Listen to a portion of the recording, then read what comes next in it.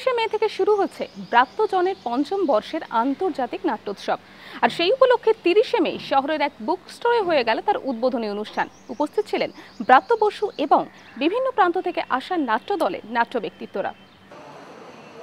অন্যান্য বছরের ন্যায় এবছরও অনুষ্ঠিত হতে চলেছে ব্রাত্যজনের আন্তর্জাতিক নাট্যোৎসব। পঞ্চম বর্ষে পা দিলেও এবছরের নাট্যোৎসব পর্ব। এবছর নাটক মঞ্চস্থ করতে আসা দলগুলির তালিকায় থাকছে রাশিয়া, ইংল্যান্ড, ইজিপ্ট এবং ফ্রান্স। আর তারই শুভারম্ভ হয়ে গেল 30শে মে অক্সফোর্ড বুক স্টোরে, যেখানে উপস্থিত ছিলেন নাট্য দলের কলাকুশলীরা এবং অবশ্যই ব্রাত্য বসু। যদিও এই প্রচেষ্টা নতুনদের আরও অনেকটাই নাটকমুখী করে তুলবে বলে জানালেন তিনি। এবছর আমাদের আন্তর্জাতিক নাট্যোৎসবে তো বিদেশ থেকে আমরা চারটে জায়গা থেকে দল এনেছি, ফ্রান্স, রাশিয়া, ইংল্যান্ড এবং ইজিপ্ট, মিশর।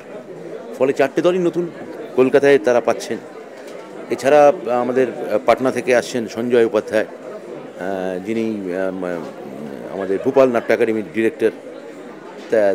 তার প্রোডাকশন কলকাতা দেখতে পাবে এবার আমাদের ফেস্টিভ্যালে।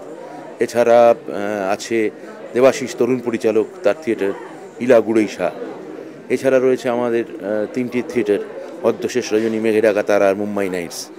এগুলো লোকে দেখতে পাবে। তো আমার মনে হয় যে খুবই ভালো জমজমাট ফেস্টিভ্যাল হবে। থিয়েটার কোনো বটিকা নয়, থিয়েটার কোনো ঈশপের গল্প বলা নয়, থিয়েটার কোনো মঠ নয়। থিয়েটার একটা টোটাল জার্নি, থিয়েটারের একটা জার্নি যেখান থেকে পাওয়া যায়। সেই জার্নিটা আমরা সারা পৃথিবীর থিয়েটারে কী ঘটছে, সারা একটা ফিল্ম ফেস্টিভ্যাল করা যায় অনায়াসেই, একটা চাকতি লাগে, সারা পৃথিবীর ফিল্মের আন্দাজ আমরা পেতে পারি। কিন্তু সারা থিয়েটারের পৃথিবীতে কী ঘটছে তা থিয়েটার ব্যাপারটা যেহেতু ম্যানুয়াল, সেটাকে আনা যায় না। আমরা সারা পৃথিবীতে এক্সপেরিমেন্টাল থিয়েটার কেমনভাবে ঘটছে তার একটা ঝলক আমরা কলকাতায় আনতে চাইছি। সেটাই আমাদের এই আন্তর্জাতিক নাট্যোৎসবের মূল লক্ষ্য। জানি না এই উৎসব কতদিন করতে পারবো, যতদিন পাচ্ছি করে যাবো। ভিনদেশ ছাড়াও মঞ্চস্থ হবে কলকাতার বিভিন্ন দলের নাটক, থাকবে পাটনা থেকে আসা একটি দল।